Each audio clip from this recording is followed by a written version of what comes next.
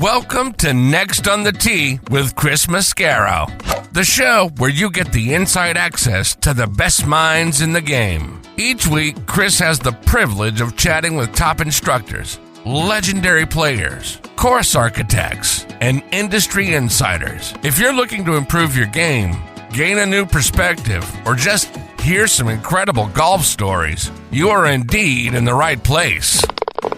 You see, Chris, let me tell you something. I haven't spoken to a press man in my life that is knowledgeable, seriously, as you are. Never. You do such a great job. It kind of makes me feel good all of a sudden. You do so much for the game. You're so kind to all of us that are out there in the game. You know, we need more people like you in the game of golf. Thank you for pressing play. Now, grab your clubs, step up to the tee, and let's get started. This is Next on the Tee. Hi, folks, and welcome into this edition of Next on the Tee, where golf legends live and your game gets better. I'm your host, Chris Mascaro. So excited that you are here and decided to push play on this episode of the show. Got two great friends that I'm excited to share with you. One has become a wonderful friend over the last several years, really meaningful to me, and one is making his Next on the Tee debut, and I hope it's the first of many times that he joins me. The two guys that I'm talking about are David Peoples and Scott Petersen. You know Peeps. Great career out on the PGA Tour. 37 top 10 finishes. Won a couple of times out there. Did so at the Southern Open, just a little south of me here in Atlanta, down at Callaway Gardens. Won the 92 Anheuser-Busch Classic as well. Played in so many wonderful tournaments and had a great career. A guy that was noted for his tenacity and perseverance. Went through Q School 8 times. Finally became the medalist in 1989, kept his card, regained his confidence, went out there and played really, really well. His career kind of lulled for just a little bit, but came back, rediscovered his confidence, ended up making a great run again in the early 90s. So really good throughout the late 80s, and then had some success, followed by some struggles. That's what we all do in our games, right? I mean, just when we think we got the game licked, it comes back and tells us why we don't. And then he came back and played really, really well. And then through the early part of the 90s, Peeps is just one of the great people that you get to meet in our game. I know I say that a lot, but David, this is his 5th time on the show. And I am so blessed that I get to have so many wonderful individuals that actually become friends. And Peeps is one of those guys. So you're going to enjoy him and talk about his perseverance and learn how he did it and learn how he overcame some things and then went on to have a great career and is just like I say, just one of the great people. You're going to really enjoy the stories that he shares with us. Then Scott Petersen jumps onto the show. Scott is the founder of Scott Golf, which is a luxury brand of golf clubs, making custom-made clubs for all of us. He's got clubs for high-end. He's got some forgiving clubs that a lot of us like me, those of us that are the weekend warriors, can actually make a difference in our games and help us to play better. He actually started making golf clubs for himself when he was 13. It was a project, kind of a wood shop project that he did for himself, made himself a custom set of woods as, you know, right? When you're making them for yourself at 13 years old, that's what you're doing. Learned a lot from that, grew his skills over the years. He's a contractor, so he can go into his garage and make a set of irons, which is an unbelievable thing for me. When he told me the story, I was like, you got to be kidding me, really? And now what he is doing and the tolerances and the forgiveness and all of the ways and then shining it up and making it pretty as well. He tells you how he does all of those things. He's got such a passion for our game, and it's just wonderful to hear, right? It comes through his voice and his excitement about what he is doing with Scott Golf. Go out there and check it out online, scottgolf.com, and check him out on Instagram as well, at ScottGolfUSA. I think you're going to be overwhelmed by what you see. And it's going to be something that really intrigues you like it does me. You think, hey, maybe I could get a set of these for my bag. So you're going to enjoy Scott and his stories as well. So, look, I am so grateful each and every week that you're here. I'm grateful for my wonderful guests. Huge dose of vitamin G. You hear me talk about that all the time, but a huge dose of it for these two guys. So sit back, relax. Let us take your mind off everything else going on in your life for the next couple of hours. One other thing before we get everything rolling, it would make a huge difference to me in the show, wherever you're listening today, particularly if it's out there on Apple Podcasts or Spotify or one of those podcasting sites that host wonderful shows. If you would do me the favor and go out there and subscribe to the show. And if it gives you an opportunity, also rate it. You know, like, the algorithms are everything, right? It gets the show in front of more wonderful golf enthusiasts and wonderful people like you. It's going to introduce the show to them if they're not already familiar with it. So if you would, really quickly, go out there and subscribe and give us a good rating. I'd really, really appreciate it. Okay, you know I like to get things started shouting out the wonderful people that help to sponsor this show, starting with my great friends over at The Trib. TribLive.com is the leading news website in Western Pennsylvania, with news around the clock, Pittsburgh pro sports coverage, a high school sports network, and a podcast network, which is where you can find Next on the Tee. Bookmark TribLive.com or download the Trib Live app for free and stay up to date with the latest news from Western Pennsylvania and beyond.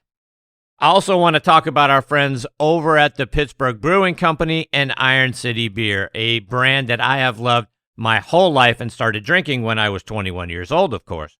Whether you're a hacker or a scratcher, the secret to a successful day on the links is knowing when it's time to grab an iron, even if that means keeping it in the bag till the 19th hole. If it's been a while since you've reached for Pittsburgh staple beer, it's time to revisit Iron City. Thanks to their incredible new facility in Creighton, the best-tasting Iron City beer ever made is now available at a course near you. Iron City pairs well with any lie and sky and serves as a friendly reminder that there's always next round. And because it's never too early for chocolate, their double chocolate Bach is back for the season, and it's the perfect companion for a cozy winter evening. Check out all of their wonderful beers and their gift shop by going online to pittsburghbrewing.com. In golf, fast isn't a nice to have, fast is a necessity, and speed off the tee is where it all starts. That was precisely the thinking behind the all-new QI4D family of drivers from TaylorMade, our fastest, most fittable drivers. Built to meet the demands of the world's best players like Scotty Scheffler, Rory McIlroy, Nelly Korda, and the rest of Team TaylorMade. The QI4D lineup was engineered to unlock the 4 dimensions of speed, starting with a multi-material driver head with enhanced aerodynamic shaping, combined with a faster face and our revolutionary React shaft system. The TaylorMade QI4D drivers are ready to extract every bit of speed from every golfer's unique swing profile. Our industry-leading adjustability and fitting unlocks it all. Watch the full story of QI4D, our quest to build the fastest, most fittable drivers, and unlock your newfound speed at TaylorMadeGolf.com/findingfast. Okay, now back in making his 5th appearance with me is a guy who's become one of my favorite guests over the last few years, and that is David Peoples. Let me quickly remind you about his background. He's from Augusta, Maine, but played his college golf at the University of Florida from 1979 to 1981, where he helped the Gators win the Florida and Dixie Intercollegiate tournaments. One of his teammates was another great friend of this show, Mark Calcavecchia. David won the Florida State Am in 1979. He turned pro in 1981. He was the medalist at Q School in 1989. He won twice out on the PGA Tour. He did so at the 1991 Southern Open and the 92 Anheuser-Busch Classic. He also won the 1990 Kapalua International by 5 strokes over Davis Love III. Over the course of his PGA Tour career, he had 4 runner-up finishes, 5 third-place finishes, 23 top 5s, and 37 top 10s. And I couldn't be more excited that I get to spend some more time with him this week here on Next on the Tee. Hey, Peeps, how are you, my friend? Doing great, Chris. Thanks, man. Peeps, it's been a minute since we last spoke. Catch us all up. What's been going on with you so far here in 26? Well, you know, I've been going back and forth from Naples, Florida, up to Memphis, and back and forth for that. Just to keep up with, the doctor's appointments and that sort of thing. But trying to, get back into hitting some shots, and seems like the easiest thing for me to do is to play like 9 holes, and then call it a day. I'd love to hit some balls like I used to on the range, but that only lasts about 15 minutes, and it's time to go home. So. I feel ya. Yeah, I know. You're going through the similar type of thing. Indeed. And the last time you were on the show, our good friend Tom Patry talked about how you guys kind of got together, got into some new golf clubs. Has that made a difference? How's the game right now? I know you're only playing 9, but how you playing? I'm playing terrible. I hate to hear that. I'm hitting it so short that I can actually hear my ball. Maybe we need to get TP together with you when you get down to Naples. Yeah, TP got me going, and I came back here and I went to Ortho One, I think it is. And they gave me a what do you call it? The nerve block, I guess. Yeah. Did that and got no results from it. So I started kind of slowing down again. So yeah, I got to give TP a call for sure.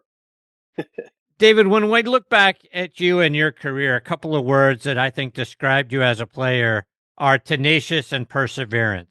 Like I was talking about in your intro, you went through Q school. You did it 8 times in the 80s. You were the medalist there in 89. You also were tenacious and just never giving up on your dream. We all know how golf can beat the confidence out of us if we let it. Talk about how you were able to remain steadfast and that you weren't going to give up on your dream of being out there on the PGA Tour. Well, I think for one thing, I really didn't have that much going for me. I didn't finish off the way you should in school and get my degree. So but I had some really good guys, Jimmy and Bobby Hewitt, that sponsored me, and they allowed me to stay out there for 7 years, even though I was losing my card every year. For some reason, that tour school was my favorite tournament all the time. I mean, the whole year it seemed like this tour school I'd always do good, but then I get on the tour and then lose my card. So eventually, I think it was 1990, I finally made it out there and then stayed out there. I think the hardest thing to do is stay out there rather than get out there. Yeah, so let's take that a step further, Peeps, because like I say, back in the day, regarding Q School, I read some things where you said your life is on the line. It's kind of like your whole year in 6 rounds over 6 days. I mean, the pressure to keep the card, to get back and get your card, and to get back out on the tour over those 6 days has just got to be absolutely incredible. Yeah, it's pretty brutal. It really is. It's you gotta I think what I was good at in those days when I was going through those tour schools was I just said, hey, it's 108 holes. It's a long tournament, and you're going to have plenty of time to get it back if you mess up here or there. And that attitude kind of stayed with me through all 6 rounds. And I had a really good record there. I just wish I would have decided to stay on the tour a little bit longer.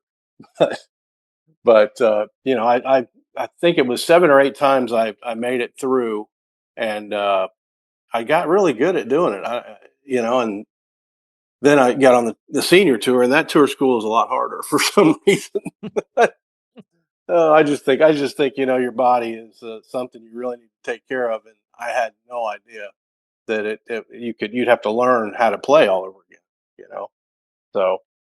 And Peeps, even though golf is an individual game, I've always been surprised and happy to hear, by the way, how much other players have been willing to help their fellow competitors improve and get better. Were there other players along your journey in the game who helped you either with playing tips or encouragement that helped you get better along the way? Well, I think they would have if I would have asked. But I was sort of introvert there, and I didn't capitalize on being on the tour and going to some of these guys, ask if I could play a practice round with them or something. I just kind of stayed to myself. So most of what I got for my mental side of the game was from my caddy. My caddy helped me a ton, and kept me calm. And eventually, once I played out there quite a few years, I hired a sports psychologist, and he helped me the rest of the way. With your caddy, was that something that you wanted? Were you a talker out there between you and your caddy? Were you talking about different things, keeping your mind? Was it on the golf all the time, or did you like a little distraction? Maybe what happened last night as a highlight in sports, or talk about other things and then refocus when you got over the ball, or were you all the time talking golf? I pretty much liked talking golf, and I was pretty comfortable. My caddy leaned a little bit more towards me, staying focused, because sometimes you get off subject and you just kind of go off, and you're not into it like you should be. So he really helped me, know what we're out here to do, and it's always thankful to him for that. Here we are on the heels of this year's Masters tournament. Your wins in 91 and 92 earned you invitations to play in the Masters in 92 and 93, and you made the cut both times. What was it like for you, first of all, when that Masters invitation arrived in the mailbox? Oh, it was awesome. Absolutely awesome. I was just hanging out, laying around on the couch in the living room, and the mailman came and dropped that in the box and opened it up, and there it was. Cordially invited. The chairman of the board, I think, or something like that. The way they worded it is pretty cool.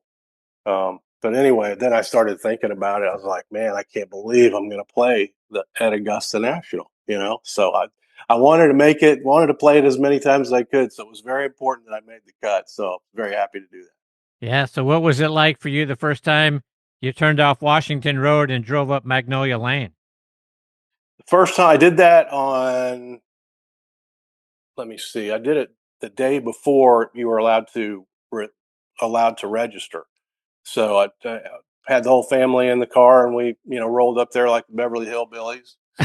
and, and I took my oldest son, in my arm, and walked down 10, walked down 11, took a look at 13, and headed on back. And man, it was then it became real.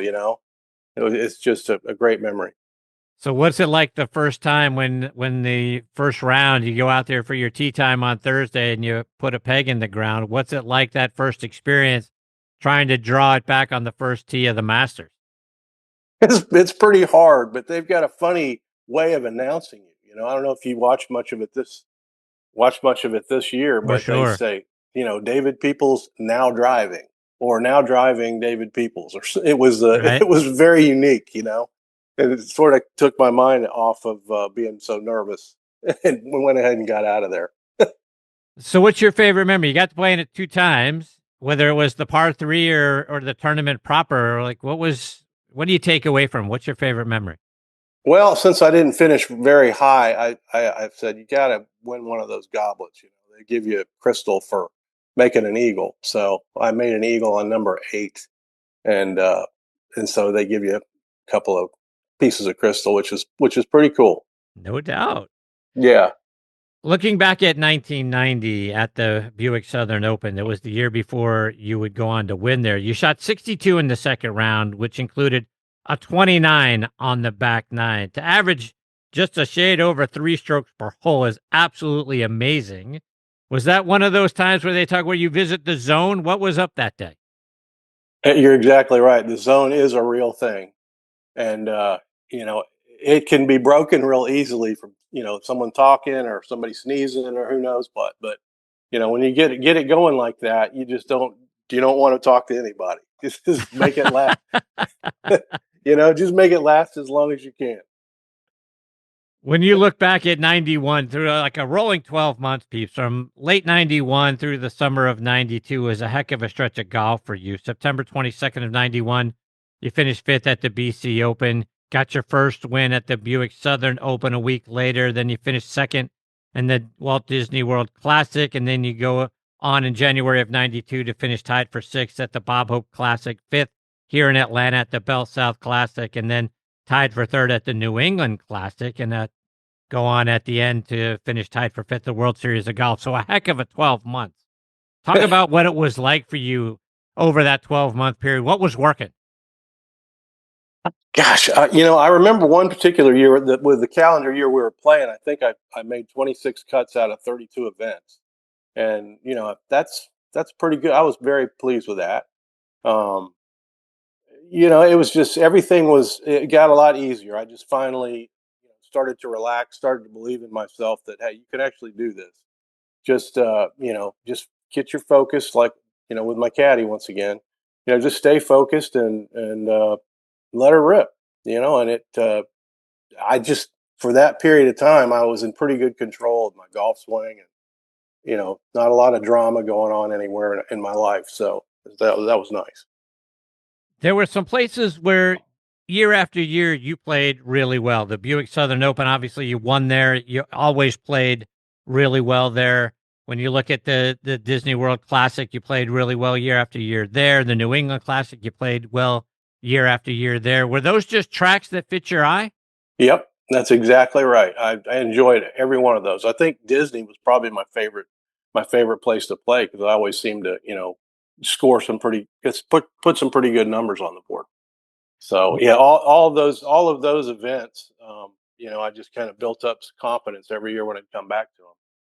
Is that a case where winning breeds winning, right? I mean, you didn't win every time, but you had such great success there where you mentioned the word confidence. When you Yeah, pulled up to those every year, having played so well and finished near the top of the leaderboard, were those places where just the confidence was beaming in you? yeah, for sure, for sure. And I think I would have done even better if I would have learned to, look at the leaderboard and see where I was when I finished. I was a little bit timid there, and didn't really know how I was coming in, if I was in second place, or if I was leading or whatever. I always kind of shied away from that. And, and then subsequent years, listen to the announcers and like Lanny Watkins saying, hey, you got to know how you stand, and that it even happened to me at the 3M tournament when I was on the Champions Tour. I started off, I had with a 3-shot lead, I think, and then birdied 3 of the first 5. So I thought I was in pretty good shape. But little did I know that Bernhard Langer was behind me shooting 10 under, and he clipped me by a couple of shots. But that was because I didn't look at the board and see, what it was I needed to do. Was there a So reason why you didn't, was that a pressure thing? You didn't want to put pressure on yourself by knowing where you were? You just wanted to go about your business? Why weren't yeah, you a leaderboard watcher? yeah, that's exactly right. I was afraid I would choke, because I thought, well, gosh, there's my name up there at the top, and I'm gonna try my hardest anyway. So what's the big deal? Well, it is a big deal. You really need to know where you stand, and that if I would tell anybody that, I could tell them the whole story about what happened. But yeah, that was a tough lesson to learn, but uh, I learned it. So if you had to go back and you had an opportunity to do it over again, is that the thing that you would change, or is there something different that you'd really like to have a do-over at?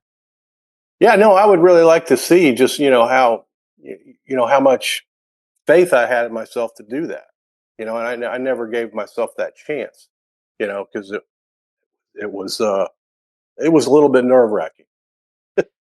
Do you give yourself credit? One of the things that I find puzzling a little bit about your peers when I'm talking about their careers and whatnot, people have regrets or things that that didn't work out and they wanted to do it differently, or disappointments or this or that. But do you give yourself credit? I mean, you were part of the 1% of the 1% that ever gets to the PGA Tour, let alone win a couple of tournaments, and one that wasn't a sanctioned tournament there at Kapalua. But I mean, you won a couple of times. You were at the top of the leaderboards, several times, like I mentioned in your intro, all the top 5s, top 10s, top 20s that you had.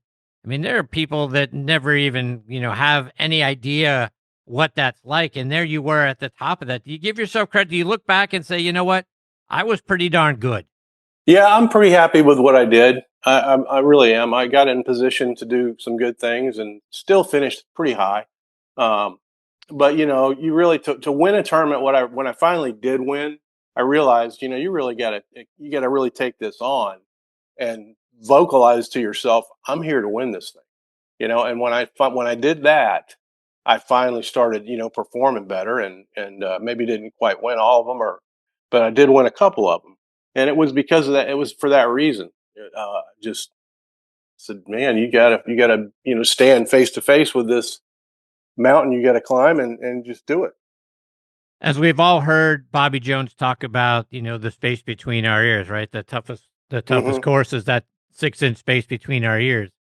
How much do you really think of the 100%, right? If everything is 100%, what percent do you put on is really being able to win and play well out there, really about your mindset and your self-confidence? Yes, definitely for me that was the case for sure. Yeah.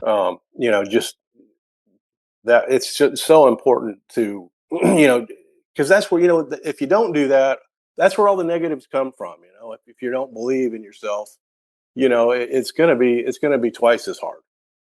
So you Yeah. know I was glad to get through that at some point. And we'll be right back. You guys know what a fan I am of On Point Golf. Folks, get the #1 ball marker in the game of golf. On Point is the only 3-dimensional ball marker with alignment technology and a removable coin. It is approved for use according to the rules of golf as defined by the USGA and the R&A.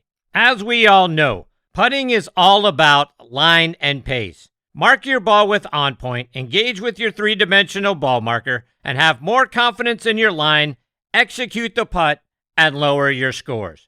Folks, with the likes of Jim Furyk, PGA professionals and amateurs alike out there using them now, it's the #1 ball marker in golf that actually helps you lower your scores.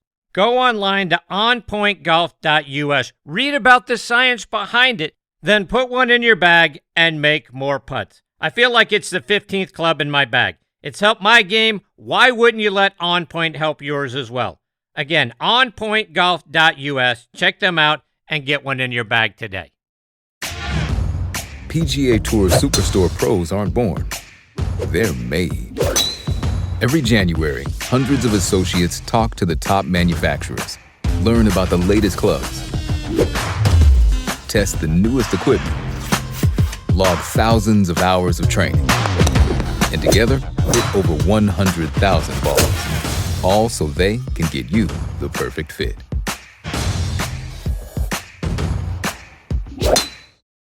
Now let's get back to the show. Getting back to the idea of perseverance, the late 90s weren't very kind to you, but starting in the summer of 2001, things for you start to come back into form, culminating, like I talked about earlier, another strong performance at Disney where you finished tied for third, only 3 shots off the lead, 4 rounds in the 60s that week. Were you coming back from injury in the late 90s, or was it just that's when the confidence started to come back, your game started to come back into form, so then you took off again? Well, it did do that. What happened was I totally lost my confidence in my game, and so anyway, one particular day, I got something out of the mail. It was from the tour, and they were talking about this new kid, Tiger Woods, is coming out, and he did a schematic up of how much each guy was going to make, since he was going to join the tour. There was like the TV contracts were coming out, so we were going to be playing for a heck of a lot more money when Tiger showed up. So I decided, you know what, you need to get those clubs out of the closet and go down there and hit some balls, and I did, and I got better and better and better until it started kind of playing like I did back in early 90s. So in 2002, you played really well again. You finished tied for second at the Memorial with another wonderful friend of the show, John Cook. Cookie means a lot to me. And your weekend rounds that week, 65-68, had you finished just 2 behind Jim Furyk, who would go on to win. Mm-hmm. What was it like for you being at the top of the leaderboard and playing really well at Jack's place? Oh, it was great. It was great. But I did look up at that board. I think I had about four holes to go. And I think I was tied with Jim, and I think I was probably tied with John too. But Jim Furyk holed it out from the bunker in the, I think it was the 16th hole, of par 5 for eagle, and he just kind of cruised on in from there. And me and Cookie finished. I think we tied for second. Right. So what I started thinking about was, man, if you win this thing, you're going to get that handshake, from Jack Nicklaus. So I kind of dwelled on that a little more than I should have, I guess. So tell me about that week, though. I mean, being at Jack's place and obviously being around him, I'm sure you've had ample opportunity to talk to him and shake his hand doing other things, and then everything around the Memorial Tournament. Obviously, the milkshakes are legendary. What's it like being up there and having an opportunity just to be around Jack and to get to play in that tournament? No, it was great. It was great. I had my whole family there with me, and it was a lot of fun. But the kids were getting all the milkshakes they could, and Jack was there the whole time. It was really special. And Muirfield Village is second, really, only to Augusta National. I think it's pretty darn close. He actually made the cut that week, and I think there's several things that people aren't aware enough about about Jack and how he played even into his twilight years. I mean, he finished sixth at the 98 Masters when he was 58 and had two bad hips that he would soon have replaced. Actually finished ahead of Tiger in 98, Wow. which was the year after Tiger won the Masters by 12 strokes. And then here we are in 2002, 16 years later, after the 86 Masters. He's 62 years old. He makes a cut at the Memorial. Did you ever really just spend any time over the course of your career talking to Jack, maybe picking his brain or getting to know him at all? No, I never did. I wish I would have, but I was in the same locker room with him. But looking at his record, it's just mind-boggling to see what he accomplished. I mean, good night. Yeah. I mean, 18 firsts, 19 seconds in majors, and I think 11 thirds. It's just it's amazing. So, Peeps, for our listeners right now who may be on their way to the golf course or the driving range and could use a little advice for how to improve their game, and I'm not necessarily talking about you do this with your grip or do that with your feet or any of that, but just advice. We've talked an awful lot about confidence and things of that nature. If they're looking for something that might save them a stroke or two or help them to have more fun or play better, what would you tell them? Well, it may not be the sexiest thing, and may not be the most fun, but a good short game is really going to help you change your scores. That's for sure. So if you've got to, take 10 to 15 minutes before you start hitting full shots, and just hit little chips, some little chips, and maybe a few putts to end it, and then get on with it. But that's very important. The short game is that's the ticket to better scores. From your standpoint, looking back over the course of your career, and you mentioned how difficult it is, and I've talked to several of your peers talking about how hard it is to get out onto the Champions Tour. It certainly was a battle for you each and every year, keeping your card going through Q School. If the advice was to Scott Rowlap or the folks on the PGA Tour, those on the Champions Tour, is there something that you would like to see the professional game do differently or better? I think it's in great shape. I think that the game is in very good shape. I mean, I know it's a little bit controversial with some of the guys coming back from Live, but I mean, I never watched Live. I don't think I ever watched a single shot when that was going on. And it's so good to see guys like Brooks Koepka, and some of the guys that have come back out. I'm really happy for them. But it felt like the tour is back, to where it's supposed to. It's like everything's is better. I know a lot of guys wanted to see him get penalized really bad. The tour is going to have to figure that one out. But it's nice it feels like the tour is whole again. And speaking of just watching golf, and I watched this past weekend the Fitzpatrick brothers. That was so cool to see. That Alex, his big brother, helped him get his card. Yeah. How great is that? That was just awesome to see. You guys used to have a lot of team events towards the end of the year, kind of at, the fall season, something you call it silly season, but you guys used to have a lot of those things. What are some of the team events that you had an opportunity to play in, and who'd you play with? I played in the team championship, which was, I think they called it the Chrysler or something, but I can't recall. But I played with Gary Hallberg, and he was way better player than I was at that time. And we played good, though.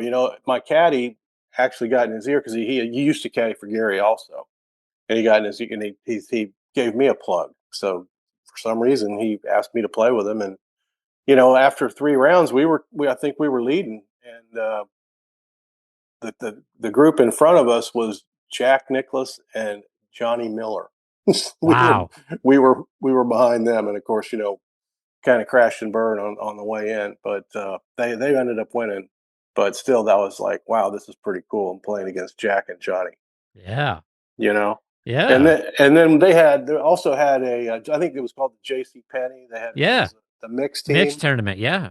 Yeah, I played a few years there with Barb Mucha. She was just a really nice girl, and I remember telling her, I said, "Now look, no, don't ever say you're sorry if you hit a bad shot. I know you're trying." And, I heard that so many times, watching this past tournament. The team tournaments are where that happens. Yeah. If you're playing a alternate shot, that's a brutal format. You can get mad at each other pretty quick. Peeps, before I let you go, let our listeners know what you're doing now and how they can stay up to date with the things you're doing. Can they follow you online or on social media? No, I don't really have anything going on like that, but I'll be down in I'll either be up here in Memphis, probably playing at South TPC Southwind, or I'll be down in Naples, probably playing at TPC Treviso Bay. Very good. Peeps, you're great, my friend. I can't thank you enough for coming back and taking time out of your day to be a part of the show. It's always so much fun and such a privilege to get to spend time with you. You make this segment so much fun each and every time you're a part of the show. I hope you'll come back and join me again soon. I would love to, Chris, and thank you so much for having me. Take care, peeps. All the best to you and your family. We'll catch up soon. You got it. See ya. See ya. That's a great David Peoples, folks. And again, a guy to me who personifies tenacity and perseverance.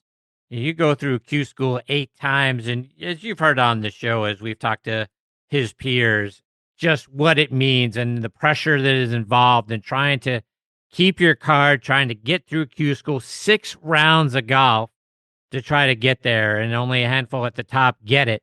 And he did it each and every year, got back on, and then breaks through and gets a couple of tournament victories, and all of those top 5s, 23 of them.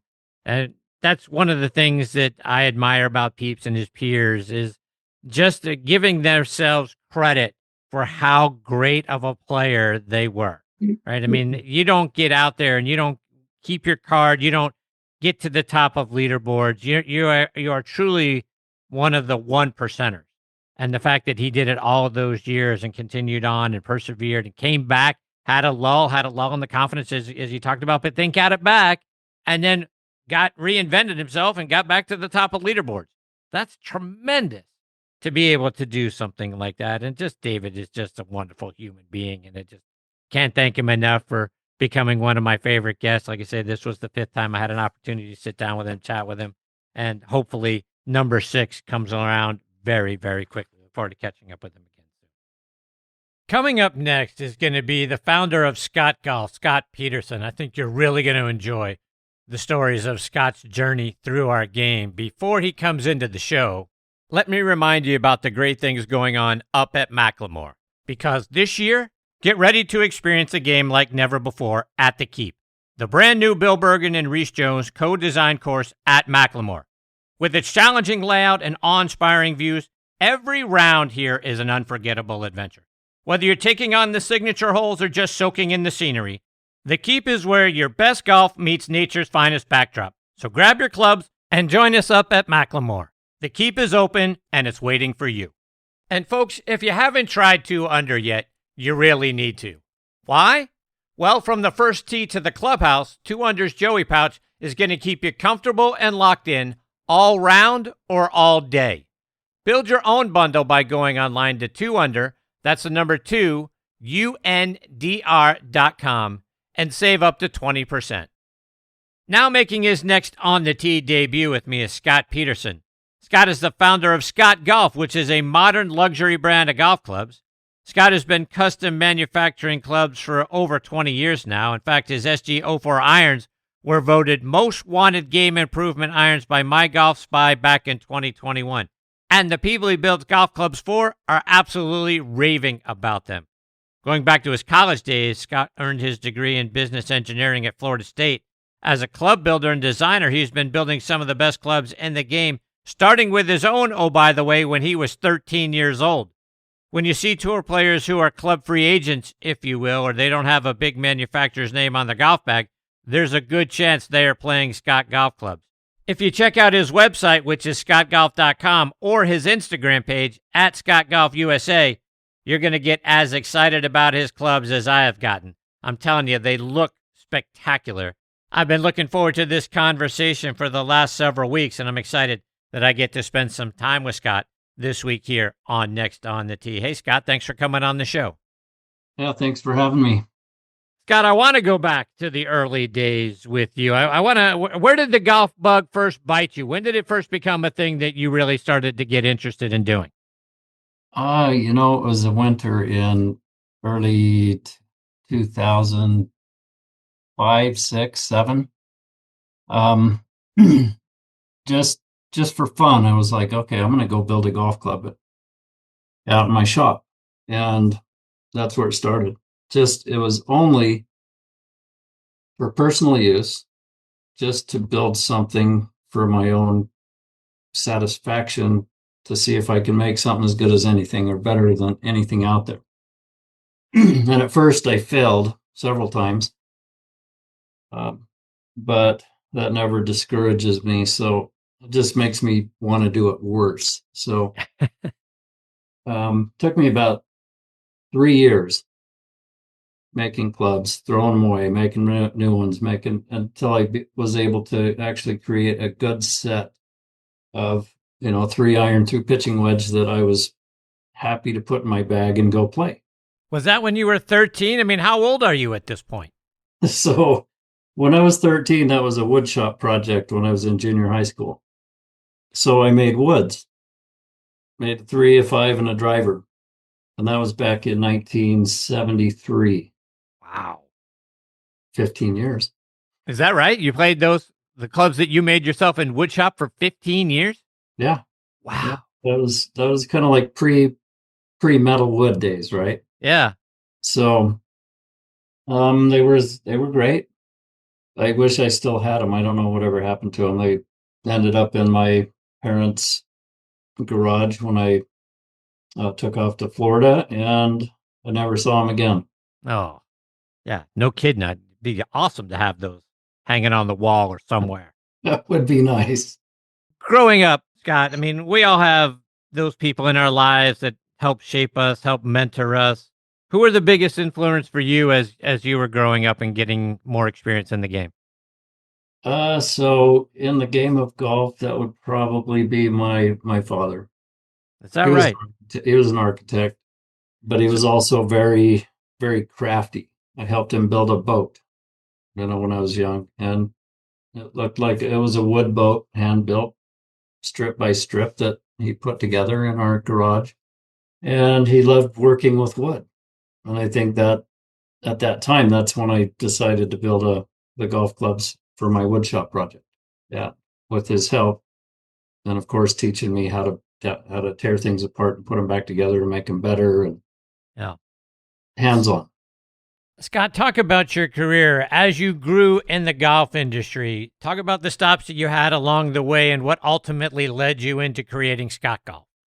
Okay, so when I moved to Florida, went to school down there, I played golf just for fun for years, and all the way through school and a couple of years after. And then I started another business, completely got out of golf for 20 years.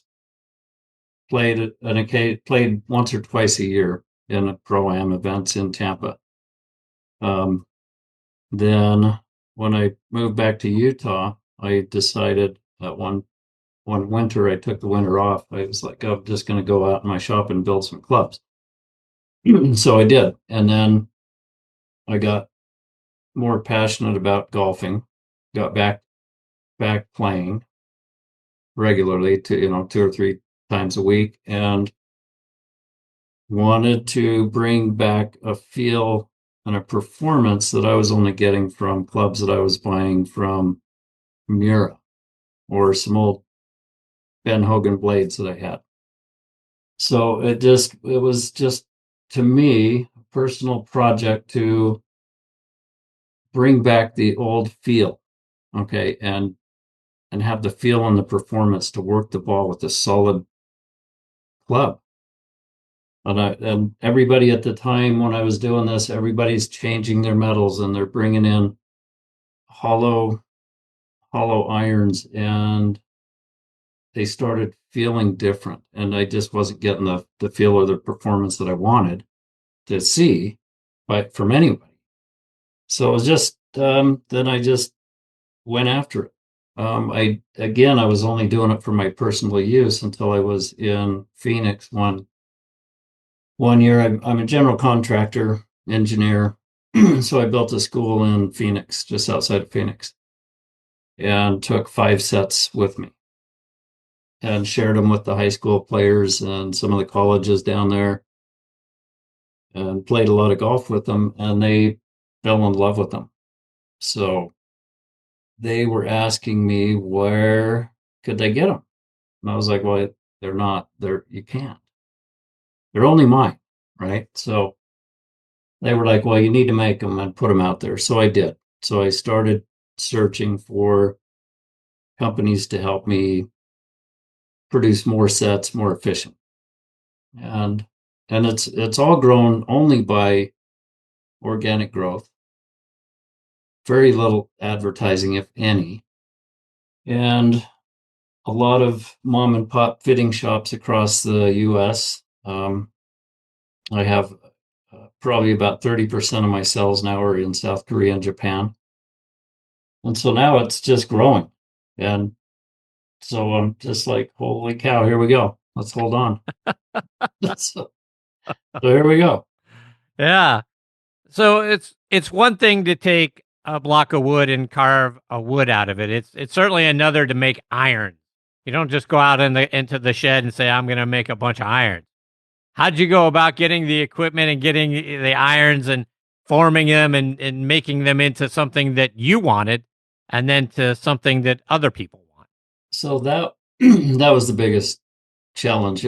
Being in my industry, I have a pretty good setup shop. So I have a mill, I have welders, I have torches, I have anything I could need to reshape or pound steel or weld it. So I was making heads, cutting it out of actually flat stock, 1/2-inch cold rolled red iron, and then welding a hosel onto it. And it was a little tricky at first. So, you do it once, the second one's easier, the third one's easier, and pretty soon, once you've done it 50 times, they become pretty simple. So I had to have the look that I wanted. I needed a top line, I needed the back, I needed the face to look really pretty, and not only to look good, but to perform. So performance came first, then appearance. And we'll be right back. Golf season is back, and Sunday Swagger just made sure you're going to be ready. Their new spring collection just dropped. They've got 60 bold, performance-driven styles for men, women, and youth. And if all that isn't enough, well, they just linked up with Pennzoil and Team Penske for a race-inspired collection that brings serious trackside energy to the fairways. With styles for men, women, and youth, you're guaranteed to turn heads and spark conversation when you wear Sunday Swagger. Visit sundayswagger.com, join the Sunday Club for exclusive drops and member benefits, and folks, Sunday Swagger is going to give you what? Polos with personality. Again, check them out online, sundayswagger.com. And folks, Squares Golf, best golf shoes on the planet by far. It's not a gimmick, it's not marketing, it's science. Don't take my word for it. Let's hear from 6-time major champion Sir Nick Faldo. So Nick here. What if there was a golf shoe embraced by hundreds of thousands of golfers, celebrated for its stability, comfort, and distance? What if this shoe earned the title of most technologically advanced golf shoe by Sports Illustrated? And what if the company behind that shoe spent the last year perfecting a brand new category of golf footwear? Well, the what if is here. Introducing the all-new Pro S2 LT by Squares, a new class all of its own, the perfect blend of lightweight comfort and stable performance. You'll notice the difference. Change your shoes, change your game. Squares. Now back to the show. How do you go about making the performance piece? Right? I mean, it's got to be a lot of testing. It's got to be a lot of shots. First, it's just for you, and then now it starts to become for the general public. How do you go about making all of that kind of come together when you're doing it essentially yourself? So I'll tell you what, that was it's a fun journey every time, because I know what feel I want. Okay. So once I created an iron that gave me the feel, then it was, placing of the weight of the head, most important. Okay. So heel or toe or center, what's going to be best. I found that for my play, I want most of the weight center and hillside. Okay, when I miss hit, it's closer to the hosel. So I miss hit, it's on the hosel side. So having the weight there, even on a miss hit, it's going to still perform pretty well. And then trying to keep the weight where you want it and make it look pretty from the backside of the club. That just took time with grinders and polishing tools. And they were pretty prehistoric looking in the beginning. A lot of grind work and belt sanders and hand grinders and cutting torches and welders, and then trying to make it all polish up and look good. It's a learning curve. Trust me, it took a while to get. No doubt. So you like to get to know the people who buy clubs from you, and they get to know who you are. That is obviously something very unique in our industry. Why is that so important to you? I think that human interaction. Okay, just growing up when I did, in the time that I spent most of my time growing up, we didn't have AI or we didn't have robots to answer the phone, or everything I like to do and I like my customers to be able to do is to reach out and talk to me. Okay, because then I get a feel for what they're looking for. Then I try to understand it and envision it and then tell it back to them so that they understand it and provide them a product that they're happy to have, that they'll be proud of, and it'll perform as good as anything or better than anything else out there. So I like that part. People to people talk. That's going away way too much. I think that's a big thing that people need to have available to them. Couldn't agree with that statement more. So when people come to visit you out in Utah and you're fitting them for clubs, what's that process like?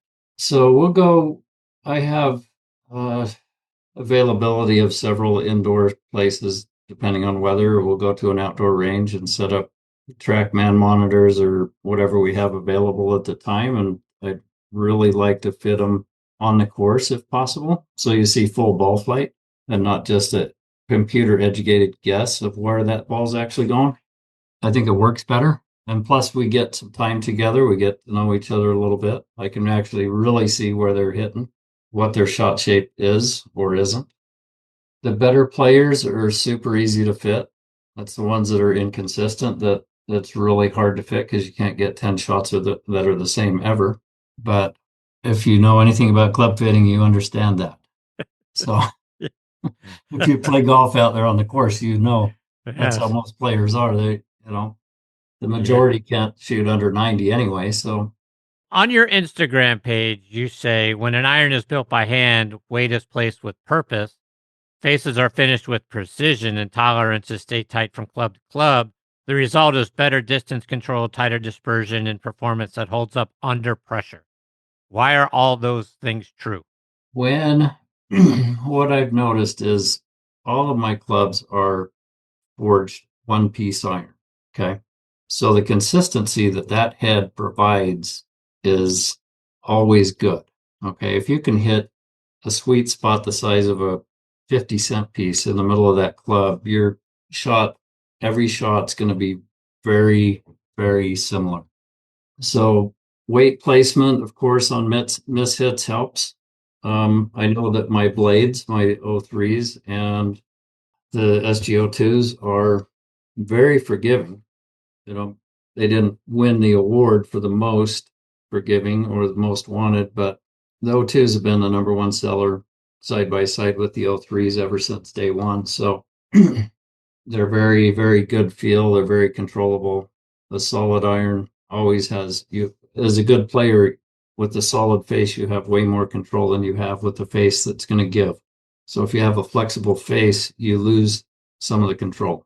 Scott, when we were talking a couple of weeks ago, you were telling me that PGA Tour players who aren't being paid to play a certain brand and you don't see a big name manufacturer's name on their bag, they are likely playing your clubs. Did I get that right? There might be a few of them wrangling around out there. Yeah.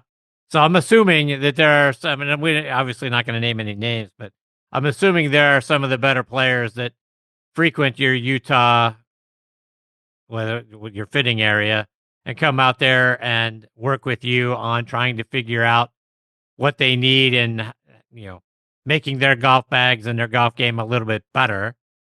What is it like when you said they're the easiest ones to fit, but I also have to imagine they're the most demanding as well.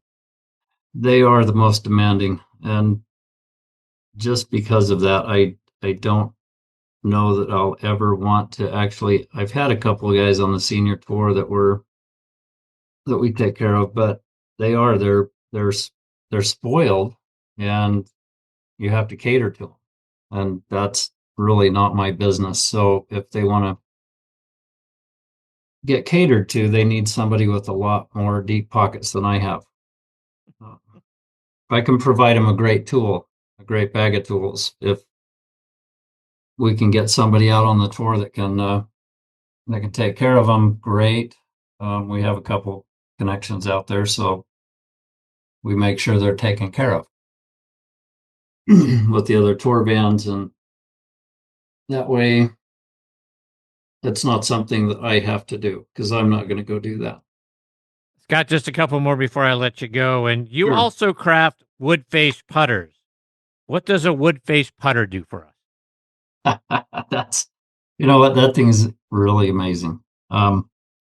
So when we decided to do that, it was just a test. It was an idea that we put together a couple of years ago, and then we took wood and we put them in the face and replaced the inserts with the wood, and it was absolutely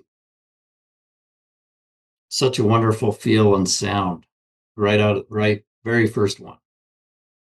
The performance level that we're getting now that we're getting feedback is more consistent than anything. Okay, so if you got a 10-foot putt or a 50-foot putt, distance control with that wood, which I don't know why yet, but it is just amazing. We've been getting reviews out there from some of the other companies who do reviews on clubs, and they're coming back just outstanding. So the first problem with wood is wood. It soaks up water. It expands, it shrinks, it cracks, it does all this kind of stuff that wood just does normally, right? So we had to prevent that. We had to cure that problem. And now we have. So every piece of wood that we put in there, whether it's maple or ironwood or teak wood, or I've got about 10 or 15 different woods that I put in there. They've all been stabilized with a resin. So we vacuum seal it and suck the resin in, which makes it impermeable to water or any other, heat and cold. It won't affect it. It stays there. And what else that does, it also makes them all the same density. So the woods all react the same. Maple's naturally fairly hard wood. But it is really beautiful to look at. They're works of art that perform, and it's really fun to see. We'll see where it goes. It's still new. That just got released this January, and it's getting seen all over the world. So it's kind of fun to see that one. Yeah, it's amazing to look at and just to understand that the performance is so consistent. I don't think anybody would really think about wood in a putter face, but seeing what you've put together, it's visually attractive. It's visually beautiful. Well, thank and then you. on top of that, making it something that performs consistently is absolutely amazing. Scott, I love the passion in your voice and for the game, plus for creating something truly special that helps all of us play better. Let our listeners know, where can they go now to learn more about Scott Golf and get some of your great clubs in their hands? So we have a wonderful website at scottgolf.com. We have a demo program where you can try the clubs for free with a deposit. We'll build them up to your spec, ship them out to you. You try them out, you send them back, you get your money back. Because we're not in that many shops right now. So that just gives everybody out there the opportunity to try these for free. Wow, that's amazing.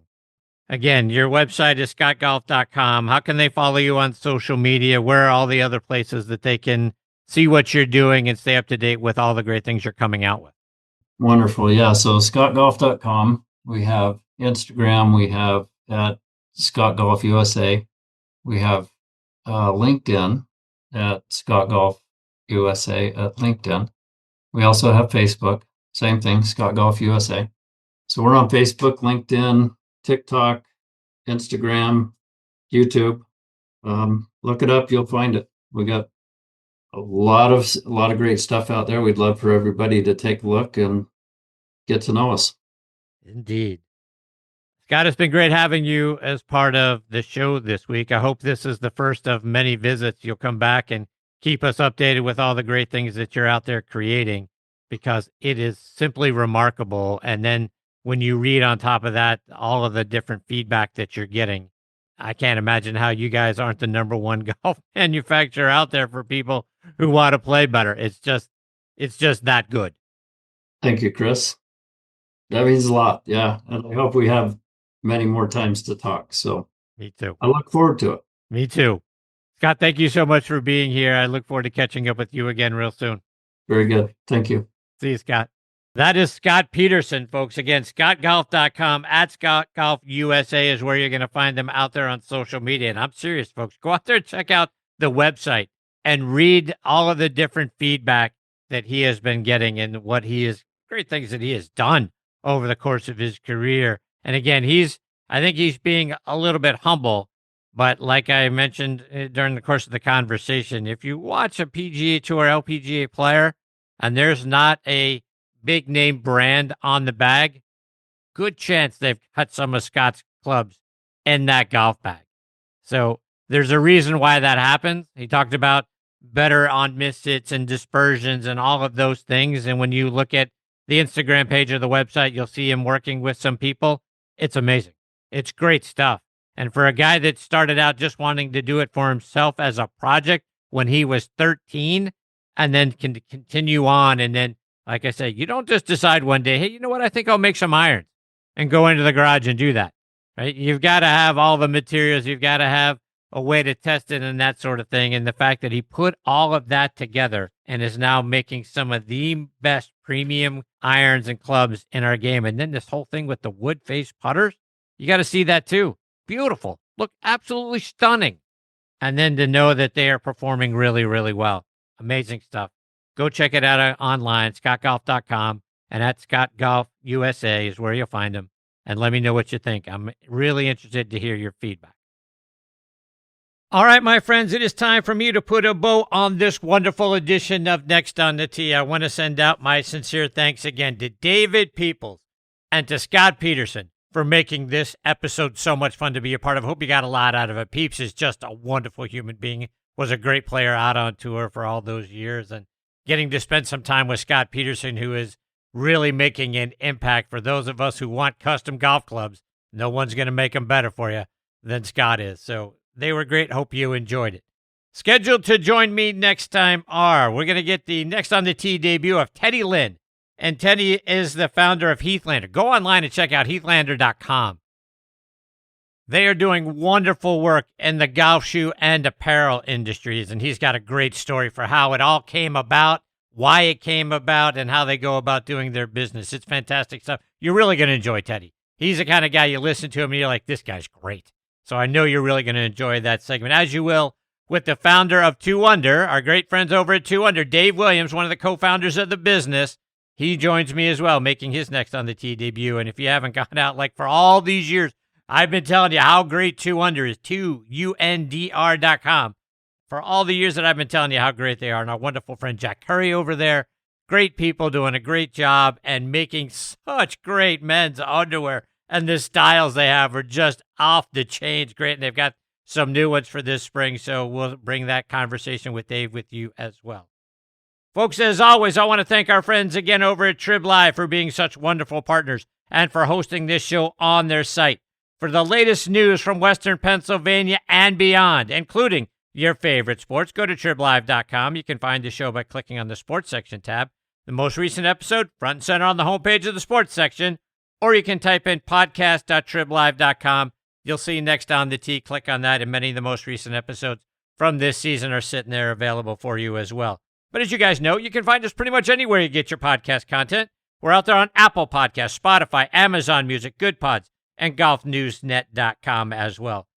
But folks, like I say each and every week, the biggest thanks go out to each and every one of you for being the greatest supporters in the history of podcasts and for making Next on the Tee a part of your weekly golf content. Can't thank you enough. Huge dose of vitamin G for each and every one of you. Until next time, hit 'em straight, my friends. Thanks for joining Chris again this week on Next on the Tee. We hope you enjoyed the conversations as much as we did. Please share the show with your golf buddies and be sure to follow it on Trib Live or your favorite podcast app so you never miss an episode. Thanks for pressing play and being part of the journey. We'll see you next week, right here, where the best minds in golf share their stories.